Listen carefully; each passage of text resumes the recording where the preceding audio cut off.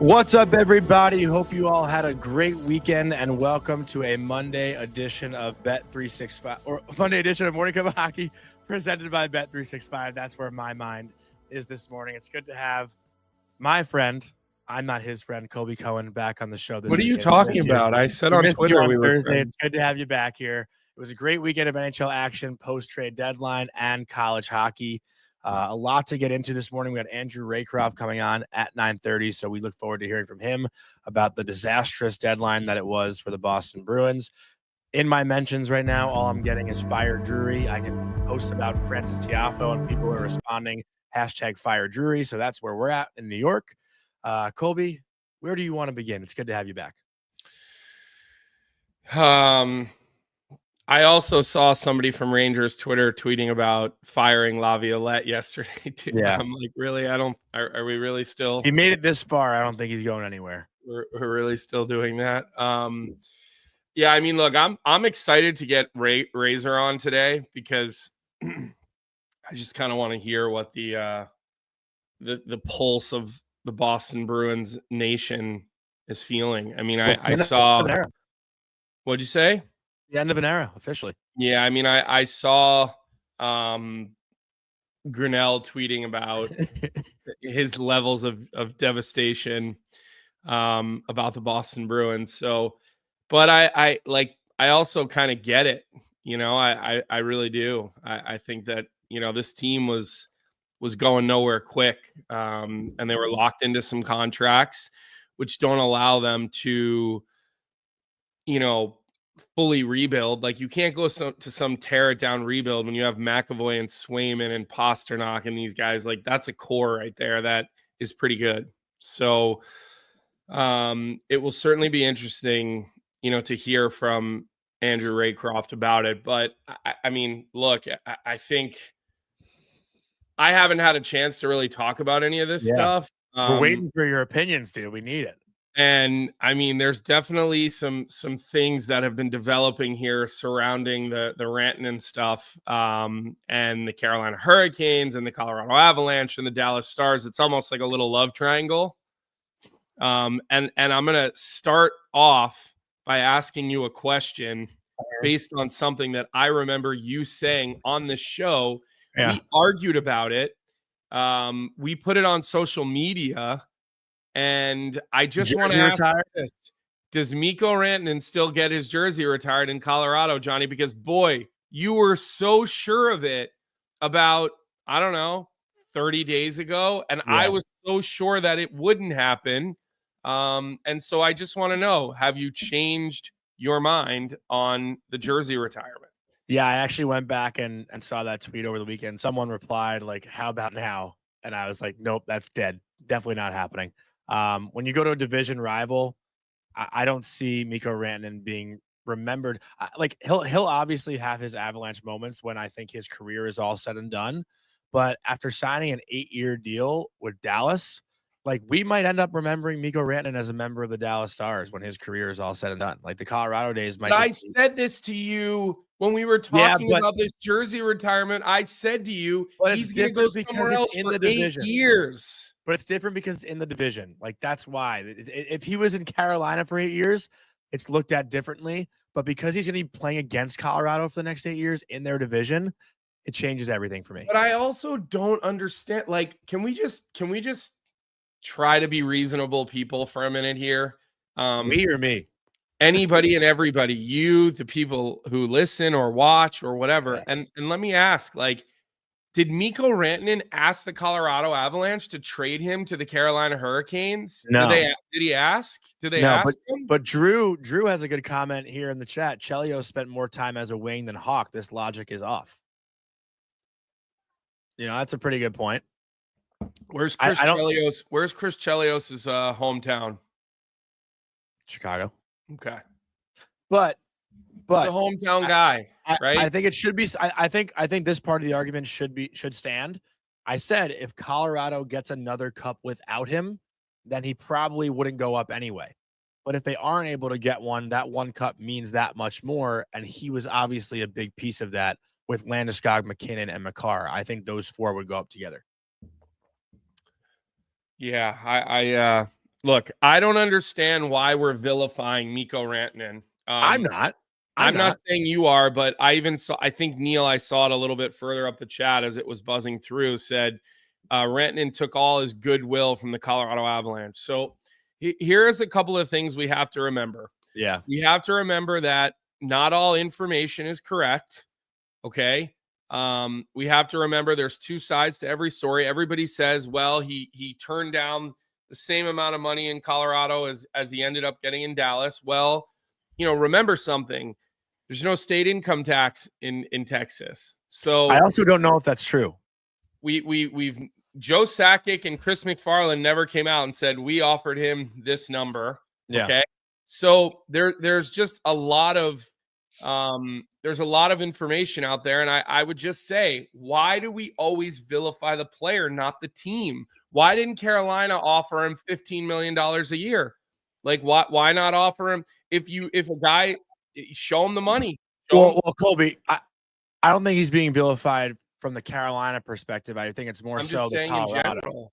I think it's the Colorado fans that are vilifying him now for signing that extension with a divisional rival. Right, but I'm just saying, so if he signed it in Carolina, it wouldn't have been a big deal. The guy has earned the right to be a UFA.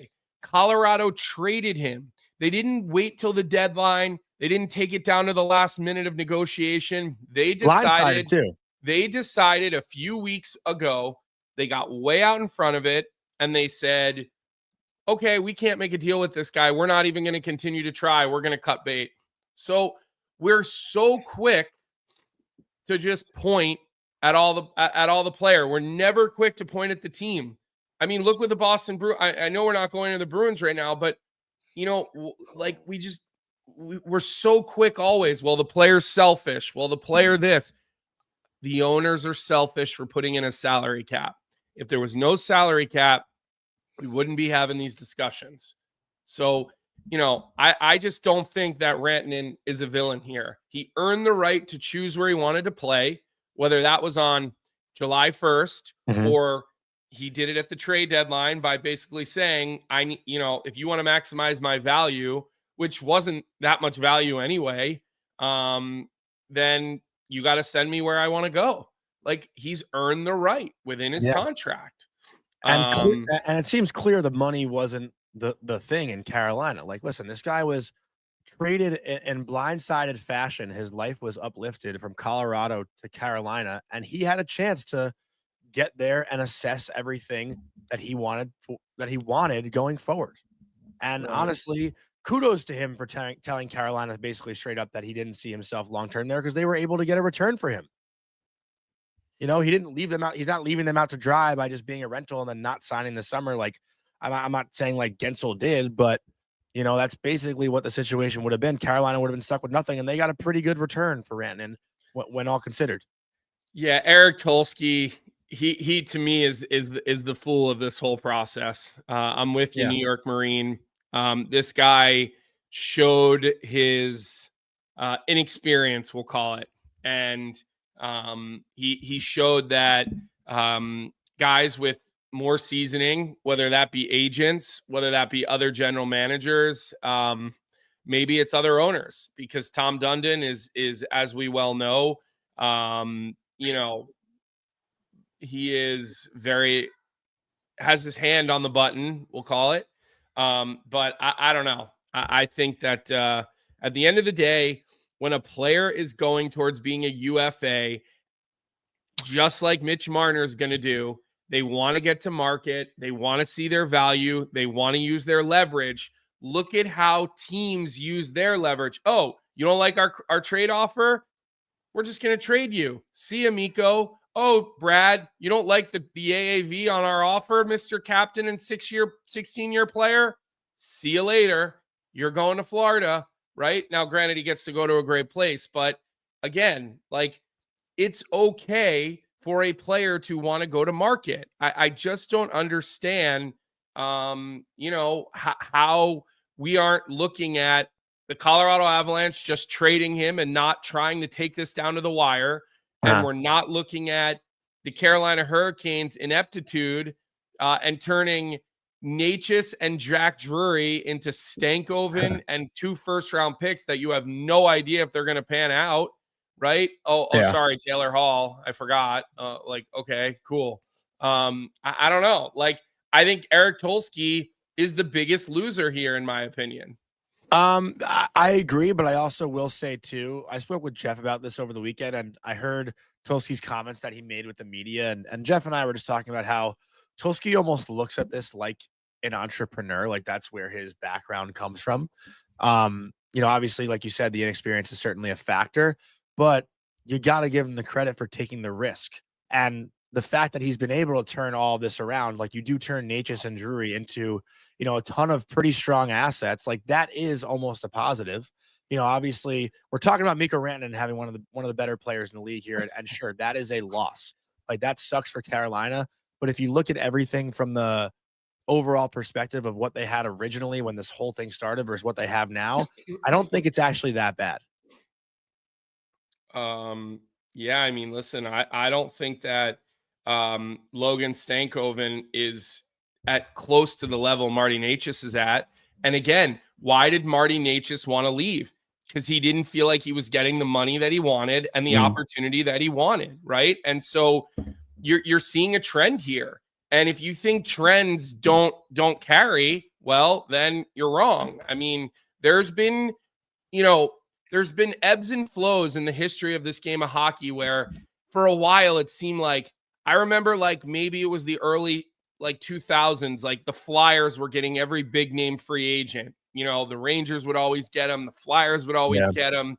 Roenick came there and Forsberg came there. And I know they weren't all free agents, but they were trades and they were all guys that were happy to come there. And, think of the years, the big names that all were willing to waive to come to New York and this and that. Well, now it seems like the Panthers and Tampa are those destinations. Vegas seems to be those destinations. Texas seems to be that destination. And so if you were Eric Tolsky, you needed to find a way to pay more money to get one of these people, whether it's Gensel, whether it's Rantanen, whether it's Natchez, you need to do it. And I just think, and I agree that Tolsky's comments, like I appreciated them. Yeah. Listen, I'm not just going to sit on my hands and be okay with losing in the second round every year is basically what he said. I'm paraphrasing. He said, you'll just be mediocre if you don't take risks. But when all of your risks so far have failed, and I know Tolsky wasn't the general manager last year with the Gensel thing. He wasn't the head honcho, but let's look at Tom Dundon, right? Who really is the GM. They failed now at every turn, and it's okay to point that out, right? Huge Rod Brind'Amour fan. Like, I would be very happy to see Rod Brind'Amour lift a cup as a head coach in the National Hockey League. Like, huge fan of that guy. And I know a lot of players that have gone and played in Carolina and have really liked it, right? Tony DeAngelo loved playing there, right? Brady Shea loved playing there, right? A number of guys that I, come across all season, every season, whatever. But, and clearly, Svechnikov, Aho, and Jarvis do too. They all three guys signed long term. Yeah. So, but I'm just saying here, you have a trend now. Now all of a sudden, guys are sitting there going, "What's wrong with this place?" And we don't know for sure what was offered to Rantanen from Carolina, right? Like, do we know the exact number? No, until the general manager says it, we don't know the exact number, right? Like, it's a situation where we're just taking information. And New York Marine, who seems to be back today in full force in the chat, he makes another good point. Natchez had a year left, right? Like, you could have done that deal in the summer, and yes, they could have gotten much higher than the 26th pick, for Natchez, right? So I don't know. Like, there's just something that's not connecting the dots here with Carolina. I don't think Rantanen should be vilified by any fan base whatsoever. And I hope the guy tears it up. And clearly, he was happy to basically plant a flag and say, this is where I'm going to play the rest of my career, because he got no movement. He's around a bunch of other Finnish teammates. He's not going to pay state income tax. And he's off to a pretty damn good start in Dallas, isn't he? The first couple games. Yeah, empty netter last night too. Goals in both games. I think 3 points in the or 4 points even in the 2 games. But like one more thing I want to add too, like just as you said, Rantanen shouldn't be vilified. I still don't think Tulski. Like I get why Carolina is the loser of the deadline, but I don't think Tulski should be looked at in like a negative fashion. I think the GMs that don't do anything should be looked at more negatively than a guy who's willing to at least take a shot and do something. And listen, sometimes it might fail. Like if you get if you get 4 failures and 6 good things happen, like you're still net positive. Um, I don't know. I just rather the guy, and this is someone who roots for the Rangers and Chris Drury, who always seems to make moves. I'd rather have the guy that goes for it than the guy who sits back with his, Yeah. sitting on his Yeah. thumbs. And Carolina's been more aggressive the last couple of years. It was Gensel, it was Rantanen, but You gotta respect it, though. Remember something.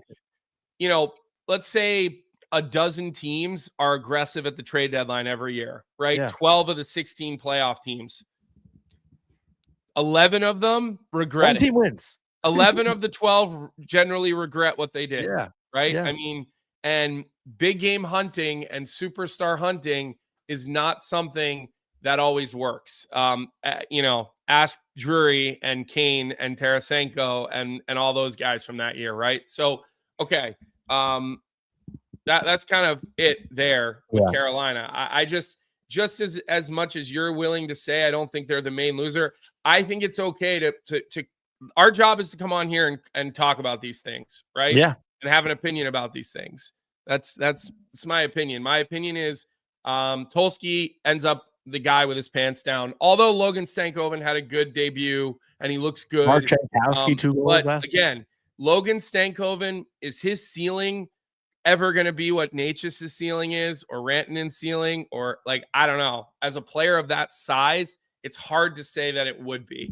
But it's not like Natchez was going to be there long term. Natchez could have been out the door next year. He could have, but he had another year, remember? Yeah. And, again, you could have said, okay, the cap's going up, so you're no longer a $7 million or $8 million player. Now you're a 10 or 11 million. Make him an offer that makes him overlook whatever it is about players not wanting to stay there in Carolina right now. This new crop of guys that doesn't seem like they want to stay there. Yeah. All right. Well, let's transition a little bit into Dallas, because I want to talk about Rantanen's fit with Dallas, but also it should be noted that Johnson gets the extension, also a great extension. And the 3 players that are leading the NHL in scoring since the deadline are Rupe Hintz with 16 points in 8 games, Jason Robertson with 15 points in 9 games, and Wyatt Johnston with 13 points since in 9 the deadline games. You mean since 4 Nations, right? Is that what I meant? 4 Nations. I said deadline. I just want to make sure. Yeah, I just want to 4 make Nations. Sure. So okay. Over the last 9-10 games, those 3 guys have been the leading scorers in the NHL, and now Mikko Rantanen goes to join them. And it should not be overlooked that this Dallas team also added Mikael Granlund not too long ago too. That was a pretty big trade acquisition as well. And this team up front looks pretty damn loaded. Yeah. Listen, so I mean, I just want to hear your opinion on the Stars, because we talked about it on the deadline show on Friday, and if we're talking about teams that now have loaded pressure to get to the Cup final, the Dallas Stars, I think if they don't get there, it's looked at as a huge disappointment now. I mean, look, Dallas has not been able to get over the hump the last couple of years. Although, was it the bubble where they went to the they got to the finals? Yeah, against Tampa. But they certainly have the ammo, right? I mean, they certainly have the ammunition now to get through. And Rantanen has sort of seamlessly moved onto that team. Doesn't seem like there's any speed bump that maybe he dealt with a little bit in Carolina. But look, where's their weakness? I don't know. I don't think they have one.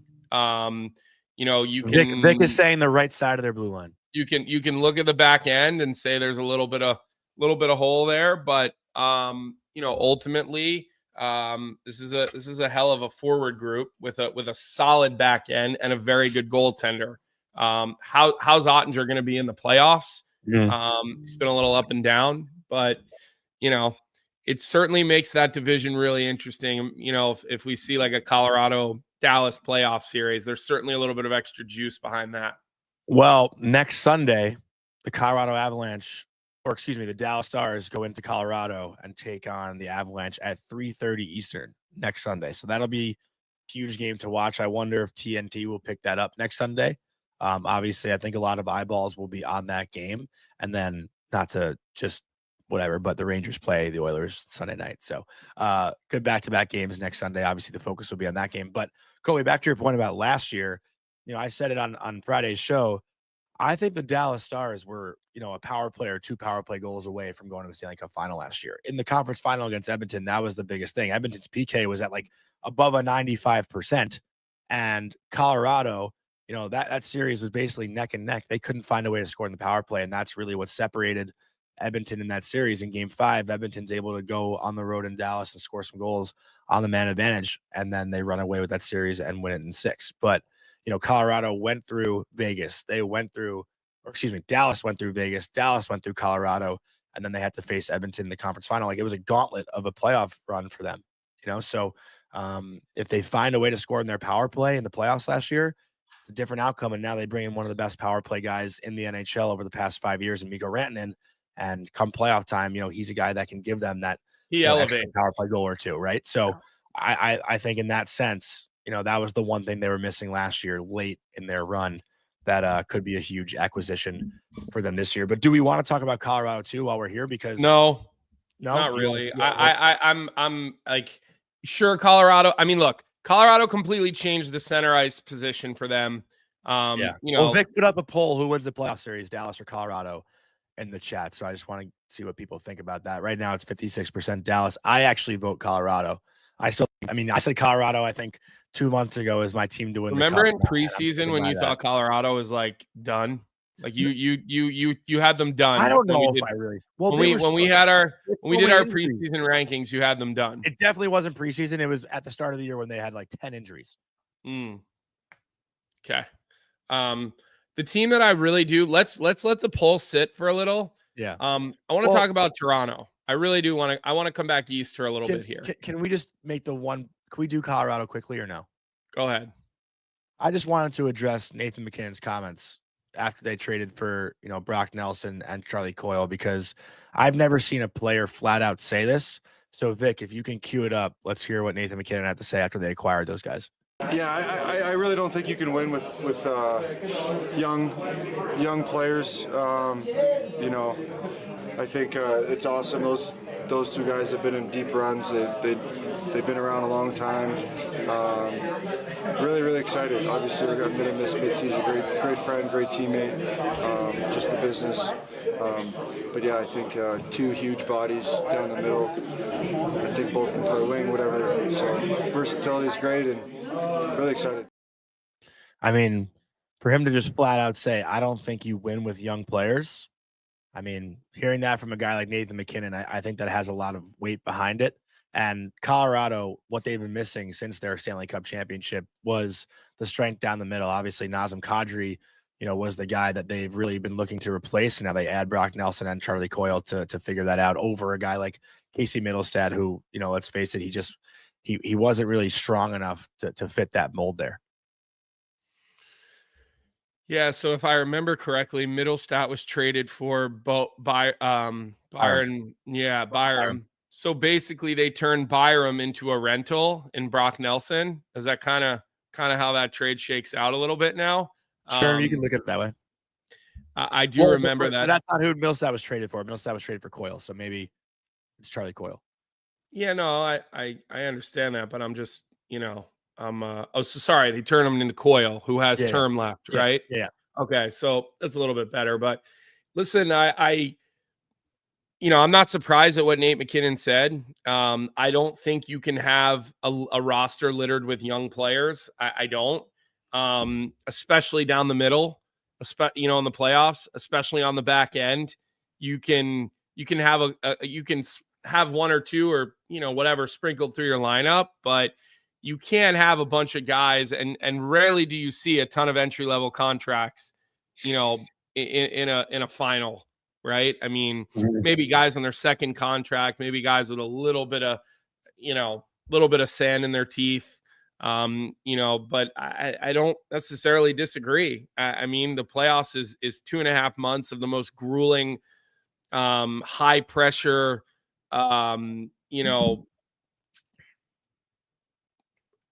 athletics that you've ever faced in your life. And you talk about the margin for error and the room for mistakes it's just none if you want to get through a four rounds. So, and Catherine Craig, loyal chat commenter, said the youngest teams to win a Stanley Cup are the 2009 Pittsburgh Penguins with the Blackhawks in 2010, average age of 26.6. Yeah, but 26 and a half years old.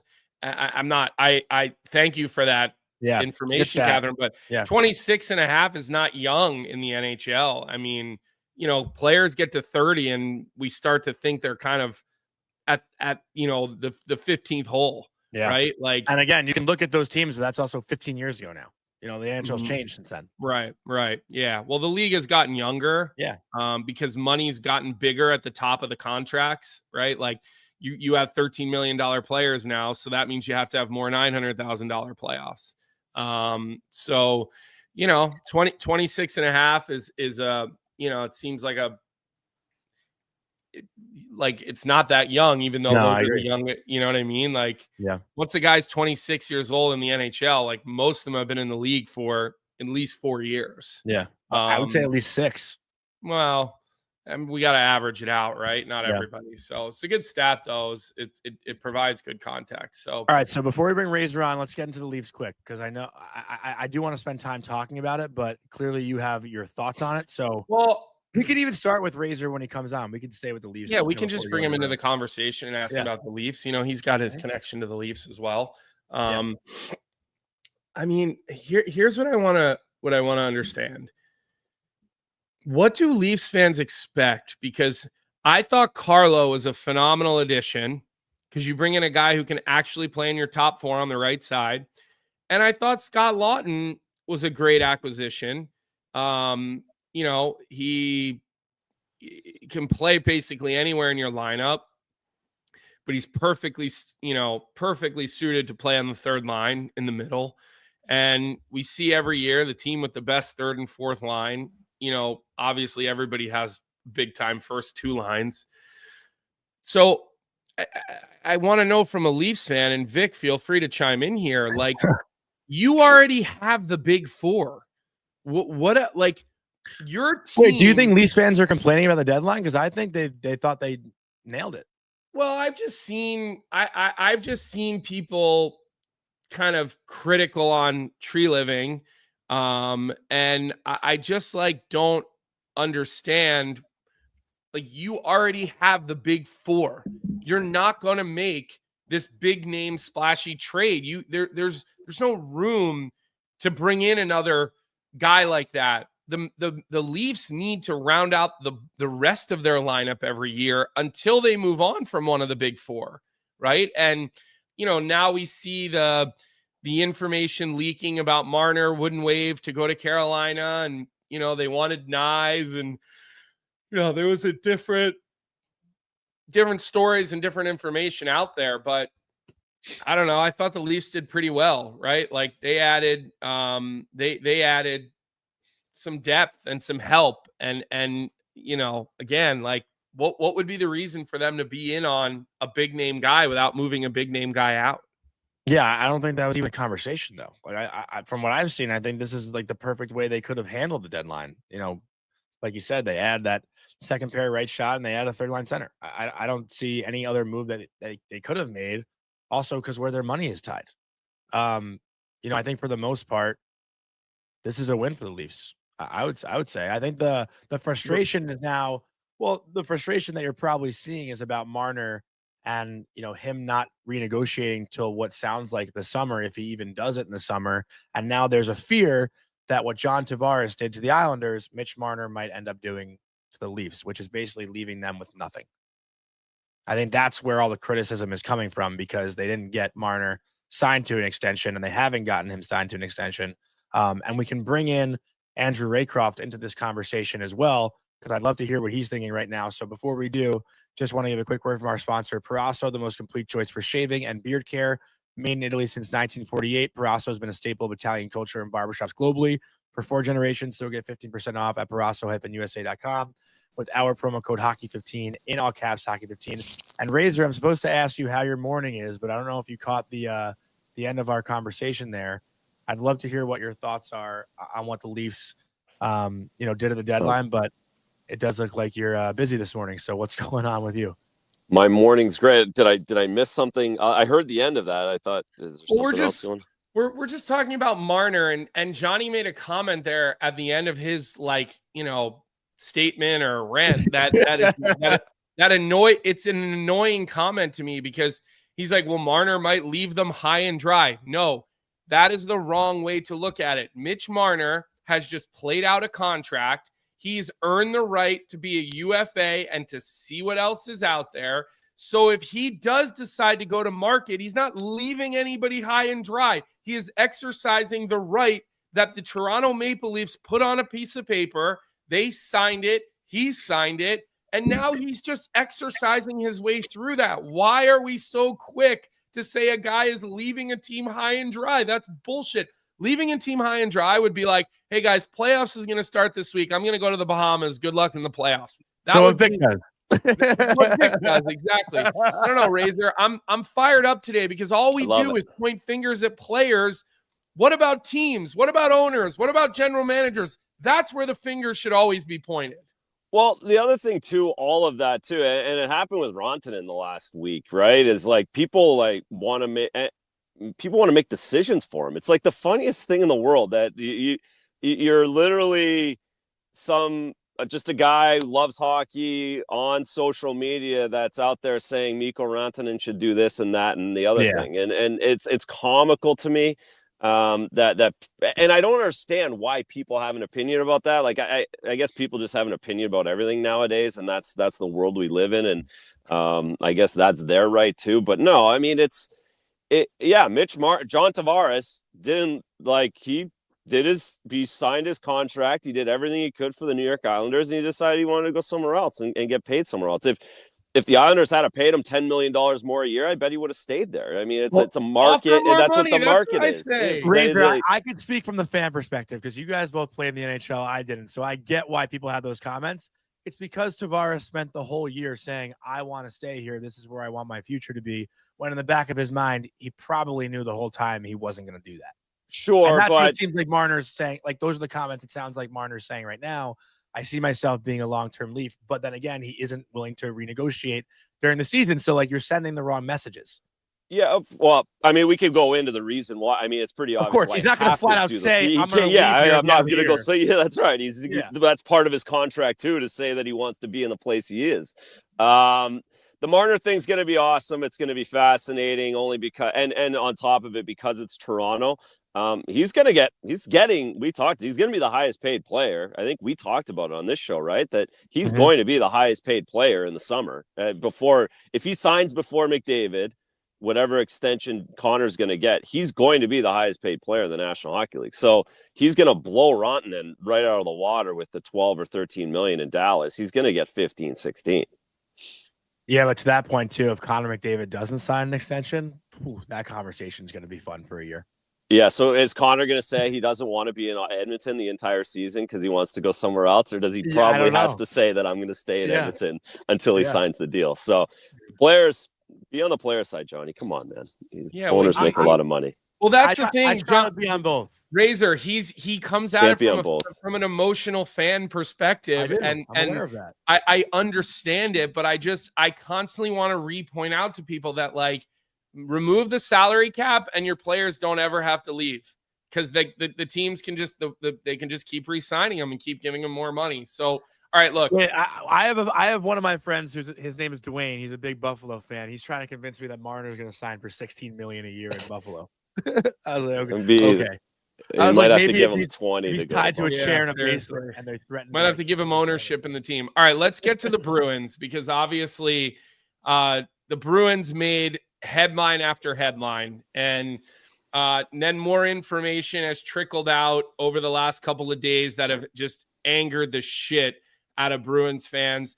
I'll just say to that, just be careful. Like, it's just information. There's probably parts that are true, parts that are maybe exaggerated or whatever. But, what is the temperature in the city of Boston right now after a true door was closed and an era truly ended with the end of Brad, Marchand getting traded. I get it, but I'm still shocked. Like I really do get it, but I'm shocked. I was blown away too. I was shocked. For a few reasons. I guess we'll get this out of the way. Sweden's did an unbelievable job up until 63. Getting what he did for Trent Frederick, getting what he did for Charlie Coyle. The Coyle was, for me, as great of a person as he is, he was the big one. I expected him. That seemed like the most obvious, easiest one. If you stripped away some emotion, that he's got a deal left next year, so he helps a team for a year and 20 games, but you really don't want to deal with having him being a lame duck contract next season. If you get 60 points next year, are you going to re-sign him? You get into that weird area again. So that, and he gave you great value. I mean, you get the jury's out on Middlestat. We'll find out. Obviously it didn't go well for him in Colorado, but he's the kind of player that the Bruins haven't really had, an offensive minded guy that just goes and maybe we'll be able to ignite a power play situation. So great deal there. Carlo, they get a ton back. They get the prospect that everybody wanted. That was a great return by Sweeney, the Carlo return. Great return. 100%. You can't turn it down. And as great as Carlo's been, as great as contract is for the next couple of years, he addressed two major points for the Bruins in that first-round pick next season, and Fraser Minton, who is essentially a first-round pick and a guy who's real close to being legit. Exactly. So that was great. And then Brad comes along at 259. And again, I was fully in camp of he's going to stay because I knew how much Brad Marchand wanted to stay here. He wanted to stay. I think, and I think the best, you said it, Colby, that there's, again, tons of reports come out. You have to take a grain of salt and where they're getting that information from. Of course, whether it's one side, team has one side, agents have another side. That's very easy to understand how this works for some of these guys. But I think Elliott did a very good job of explaining. You take Elliott for, he's kind of the alpha in this space, and he gets down to it. You can't take everything word for word, but I think that was a pretty good way of, that's how I looked at it. That I hear that timing, I'm like, okay. And that's why I was hearing Elliott as well, is also the reason why I was in such the camp of they're not getting rid of him. But he explained kind of what happened in the end. And Bruins fans aren't too excited about it. Well, I actually saw a comment from a friend of mine, DJ Bean Razor, that was talking about Brad Marchand's contract, like over his tenure with the Bruins. And the original tweet said he roughly made $72.4 million over, the past decade plus. And DJ's comment was Marchand was underpaid for every year of his contract. They owed him, not the other way around. And I'm curious if you agree with that statement. Oh yeah, so this is the other side of it too, right? And this is how the team took it's their money when they signed that original deal. It's their gamble. If Brad had been bad the last 7 years, then of course that would have been on the team. But when you go to the back end of the contract, in hindsight, certainly he was underpaid. He was making $6 million. He was getting 100 points a year. I mean, and at this point now, he's completely underpaid for what's happened the last couple of years. So yes, that is the case. Does that mean that teams have to repay guys? No. Just like players don't have to sign with teams. Teams don't have to repay players either, so they make that decision, and it seems like that's a bit of the case now. My only pushback to like the idea that they owed Brad money and he's all done it and he's at the end of his career. Well, Brad's still getting 50, 60 points a year. Brad was still on Team Canada. That's a really hard team to make. You don't make that when you're at the back end of your career and can't offer anything. And also being in the Olympics, which he's probably going to be next year, is going to be not for a guy who's worth $2 million a year. Yeah, I thought the other thing I will say is I would bet any amount of money that Brad Marchand is not back in Boston next year. I mean, I would bet anything that I had to bet that will definitely not happen. And, I give Marshy a lot of credit. People only know him as this kind of like, rat or whatever. I was in the locker room with Marshy when he was a young guy, and he was still, he was a lot of fun, and I never was around him as he turned into this leader that he has become. I give him a lot of credit for saying, hey, let's just sit down face to face, take the middlemen out of it, take the agent and the assistant general manager or whatever out of it, and let's figure this out. I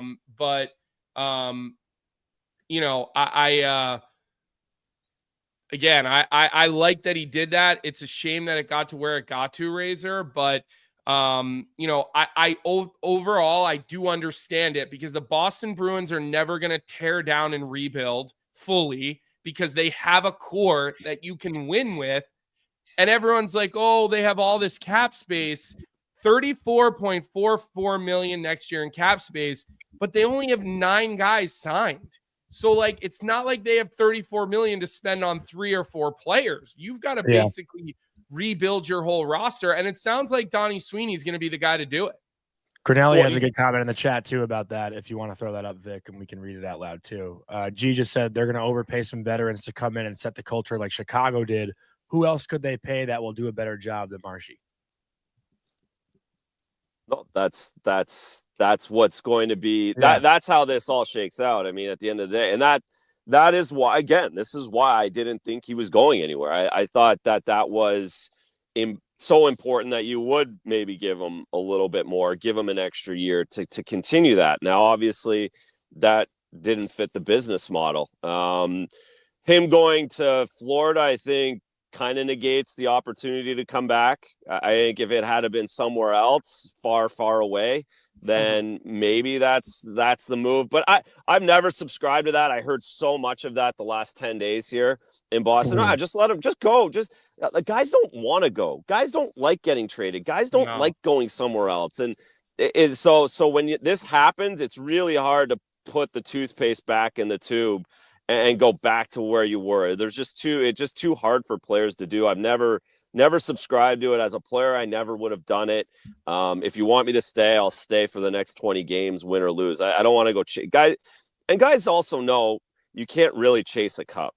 Yeah. I think that's such a media driven thing that you go chase a cup. Nobody in the league has ever delusional enough to know that you could pick a team to go win a cup. No one knows who's winning this Stanley Cup. It's not like There's the NBA. Nobody. It's not the NBA. That's what we say about Ray Bork, right? That's the only. He's like the well, that was in 2000. That was in 2000 yeah. when there was no salary cap and there was essentially 4 or 5 different teams. But everybody says Ray Bork had to go back a year. He didn't win the cup the year he got traded. He had to stay another year and then he won a cup.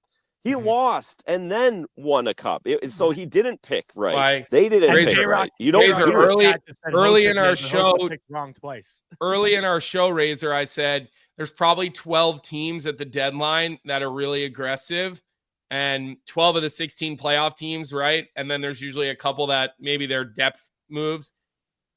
Of the 12 teams, 11 of them are disappointed in June. 11 of them look at the deadline as, oh yeah, this didn't work out for us. And I can guarantee you 2 of them are disappointed on April 25th. One of Dallas or Colorado, and then one of Tampa, Toronto, and Florida. Two of those 5 teams are done by May. So yeah, like it's impossible. It's impossible to know. I actually want to put you on the hot seat here, Razor. Love it. I don't goalie's used to that. Just because these 2 teams had such different deadlines, but we spent a lot of time this morning talking about them. Which team do you think wins a Stanley Cup first? The Boston Bruins or the Carolina Hurricanes? Oh, geez. You see what I'm saying, Colby? I know you're making a face, but yeah, no, it's probably Boston. It's probably Boston. You think so? Yeah. I mean, I don't. Boston. No matter what, because Carolina, like Boston's going, like they're not.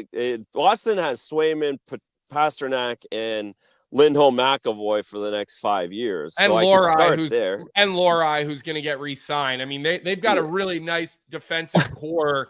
They've got 4 really good defensemen coming back next year. And here's the other thing. G's down bad. G goes Hurricanes, and it ain't close. Yeah, but G's also very upset right now. And yeah, G's mad. But Boston also, free agents want to go play in Boston right now. Like, for whatever reason, and again, we don't fully know, but doesn't seem like free agents are lining up to go do big deals in Carolina, and they will do that in Boston. That's why I asked the question. That's why I asked the question. Okay. So yeah, I think obviously Carolina has a great team right now. They have Rod behind the bench, and but are they the Stanley Cup favorite this year? I don't think they're so. Again, anybody can win it, and they're going to be in the playoffs, so they have a chance. But I don't see I don't see Carolina ever being on the same level as the teams that we think about in the original 6. And now with their they obviously have some kind of a business model here too, or a strategy where they've done it 2 years in a row, where they get the biggest fish at the trade deadline market, and they don't re-sign them. So if that's what they're going to continue to do and stockpile assets and get picks and do this kind of thing, it becomes difficult to win, I think. Yeah. Well, and I will say though, Carolina has a bit of a dream playoff. If the playoffs start today, Carolina's got a dream matchup with the New Jersey Devils in the first round. I mean, they get Washington in the second round. This is why it should be 1 through 8. It's a bit of a joke, why all the teams are it could line up that you have Florida, Toronto, Tampa Bay, and the Rangers on one side of the draw, and then you could have Columbus, Carolina, New Jersey, and Washington on the other side of the draw in the Eastern Conference. That doesn't seem fair to me. Yeah. I'm with you that I want us to see go back to 1 through 8. I don't. Yeah, the West too. I don't love it. I don't like the way that's lining up. Look, I think again. For me, I think I'll say this. I think it's time for new direction in Boston. I'm not asking you to respond to that, Razor, because I think that would be putting you in an unfair situation. But I will say that I don't mind the moves that Sweeney made other than 63. I think that one's a fumble, but I thought the other moves, I thought he did a great job. I thought he continues to kind of clear up some cap space to retool the roster for next year. I just don't know if he'd be the guy that I'd be putting in there, but the grass isn't always greener, right? It's you could bring the next GM and ask Edmonton fans how they feel about Stan Bowman right now as a general manager and the moves that he's made or whatever. So the grass isn't always greener on the other side. Well, no, that's the answer. Because again, I could give you my personal opinion, but really the answer is very simple. If you're going to say you don't want a guy, you have to tell me who you're going to bring in. Mm-hmm. You have to, who is it? The guys who really run teams really, really well. Ken Holland isn't coming in. Barry Zito isn't coming from Florida to Boston. These guys that do this really well are already on a team. Yeah. There's nobody really out there that, unless you have an idea, unless you have a name, what Don's done has been pretty impressive. And listen, I'll get somebody will come and say, 2015, 10 years ago, he was on the job for a month. It was a weird spot. Deals fell through. I don't even know. I was in the league then. I was literally playing. I don't even know what happened in 2015. What was going on? Who knows? Who cares? What he's done has been very impressive. You don't get Team Canada GM job if people in hockey don't respect you and don't think you're good at what you do. That's very true. And then I also get all the time, they fired he fired Cassidy, then he got hired a minute in. He fired Montgomery and he got hired a minute later. Well, if you fired Don Sweeney, he's getting hired 28 seconds later. He will. He'll have a new job. And the one thing, I personally did not like Sweeney, person to person. I didn't like him when I was there. I didn't feel like he was honest, in the way that I just felt like I was constantly fed spoons of shit. And Peter Chiarelli was there too as well. So personally, I'm not like a fan of the guy, but I actually think that he's done really good work in Boston for a really long time. And the one area where, in my opinion, they've really, really failed at, and I mean failed, is the way that they've drafted. And I think it's part of why they are where they are, because they don't have a bunch of guys who can contribute on cheap contracts. And I know that a general manager that's trying to win every year is not as involved in the drafting process, right? They're on the team plane. They're not going to Western Canada to do scouting trips because they're managing their club day to day, Razor, right? And I, please school me if I'm wrong, but I do think him and his scouting staff need to take a good hard look in the mirror, because they've, in my opinion, they've not done a good job. They've failed in that regards. But I do love Mason Lohrei as a second-round pick. So I'll how about Jeremy Swayman as a fifth-round pick? Third-round pick. So, okay, like as I'm saying it, I am also putting my foot in my mouth a little bit. And then Euro Vakanainen for Hampus Lindholm. So that kind of worked too. It's the razor thin margin these guys live on. If they win a cup in 19, if they play one good first period in 2019 on home ice, nobody cares. Did play good. Nobody cares. Everything. And then how about if they actually, with the record-breaking season, like, I'm not going through the Florida series again, but how about if they win that and then and win a cup that year? That's how close they were, and that's, at the end of the day, not on the manager. I think that those two scenarios, if they have 3 cups over the last 11 or 13 years now, it's a completely, or he has 2 in his last 7 years. It doesn't matter who you drafted 32nd overall in the NHL draft. I'm getting schooled a little by Neil. Yeah. Arlo is another one. That's another good second-round pick that turned out to be real good for you for a while. And, they just got a great return on. So maybe not as bad. Maybe I'm being a little bit unfair. Maybe I'm riding a narrative a little too much, but there's been some swings and some misses there. It seems like more on the forefront than other teams. But I would say too, just to add to this argument, from 2010 to right now, like, they've had the longest open window. Like, granted, maybe they didn't win it all more than once, but they were competitive almost every year for the past 15 years, maybe outside 2016 when they missed the playoffs. But like, even the Tampa years, like, while they were really good too, it took them a while to get there. Like, Chicago had a few miserable years. LA has had some, rough years these past few years. Like, I know those teams got multiple cups, but over this 15-year window, every year it felt like Boston could do it.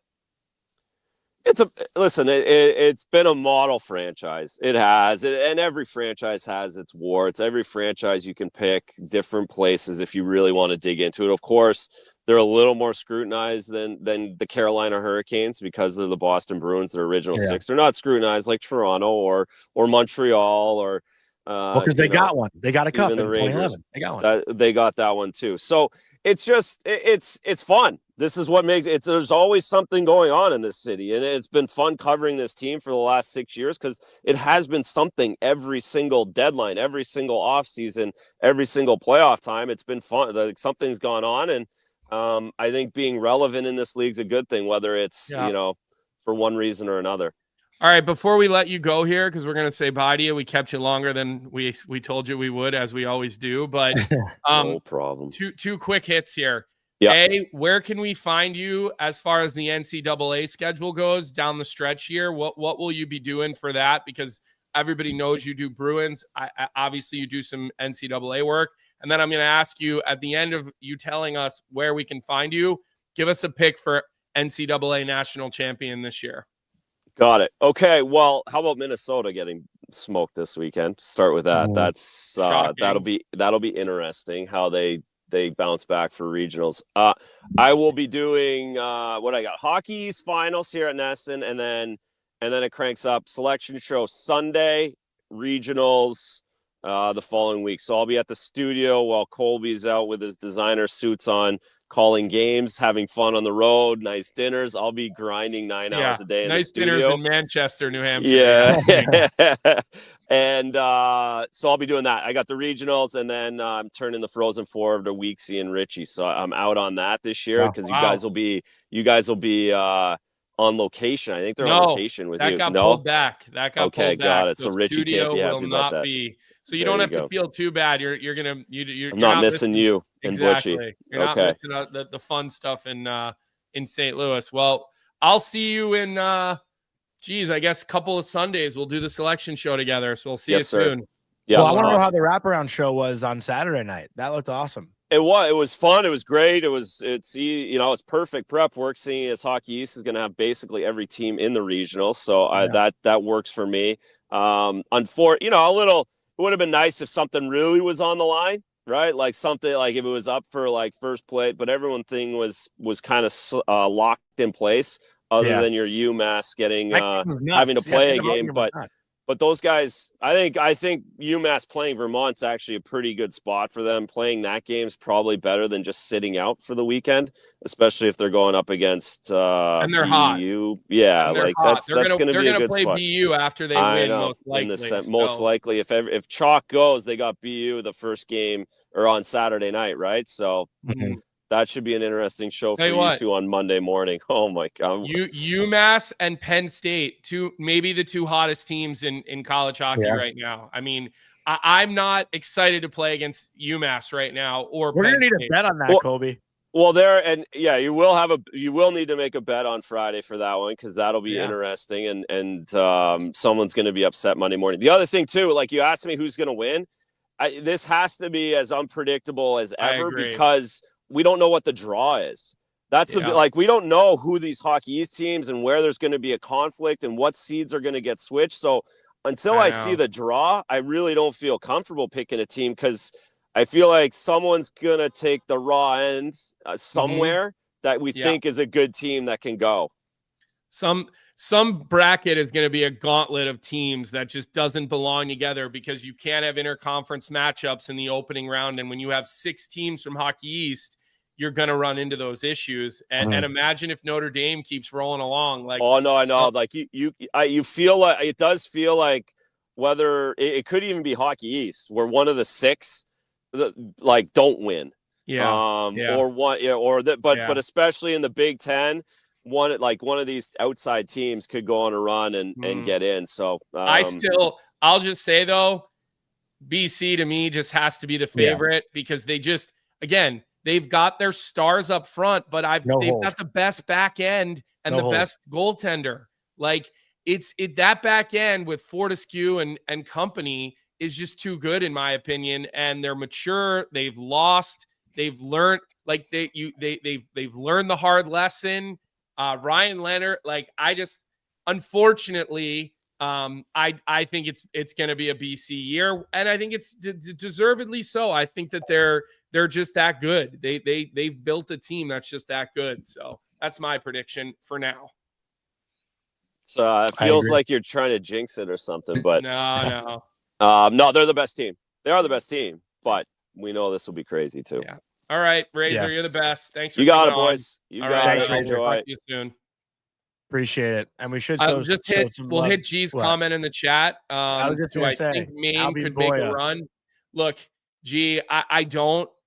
They've got a great goaltender. They're missing that 1 or 2 game breakers, in my opinion, that you're gonna run into.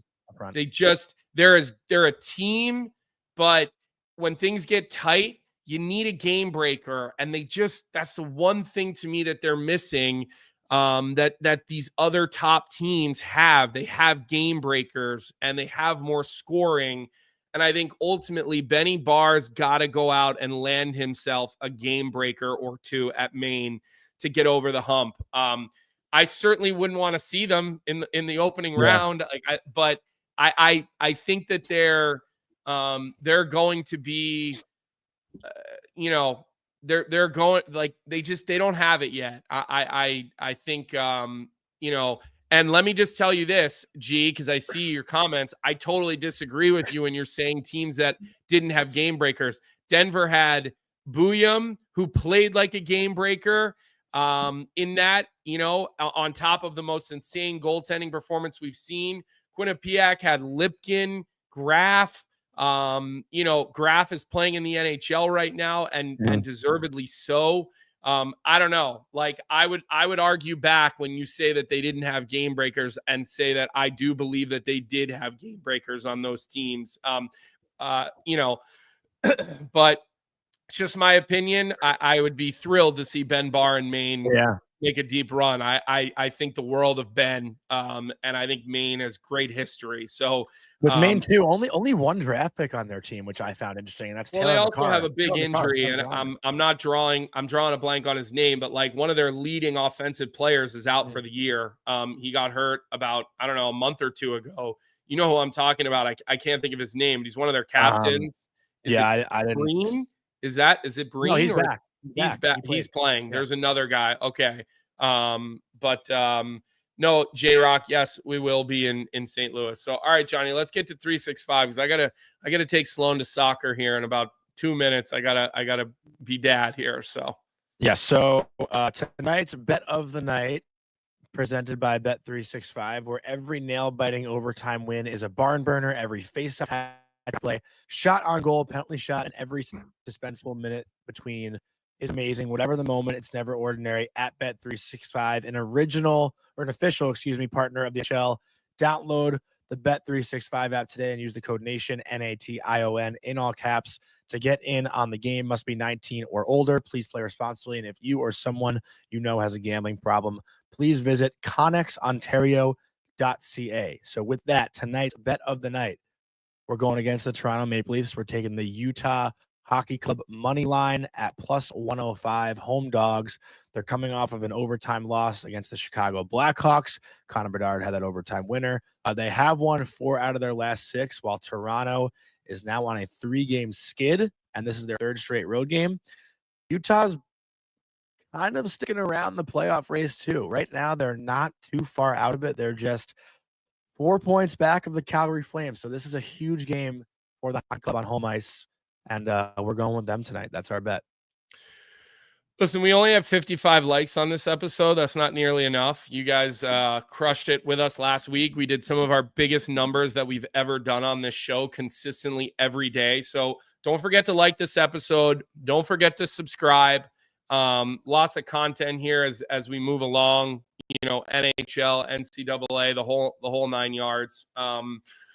The other thing I will say is if you're an audio only, get that automatic download on, right? Make it so it's right there for you. It's easy to get to. But again, hit us the likes and the subscribes. Super important for us as we get closer to the end of the season and we start negotiating those new deals. Obviously, we want to be back next year, but Johnny and I are still on the prove it contract. So we need you guys to help us continue to prove it in order to maybe get that long-term deal, Johnny, where we make sure we lock up sunshine and rainbows for 8 years. Give them that 8-year deal. We'll bring down the AAV and hopefully the contracts age better than Alexis Lafreniere's contract. So with that, we appreciate everybody being here today.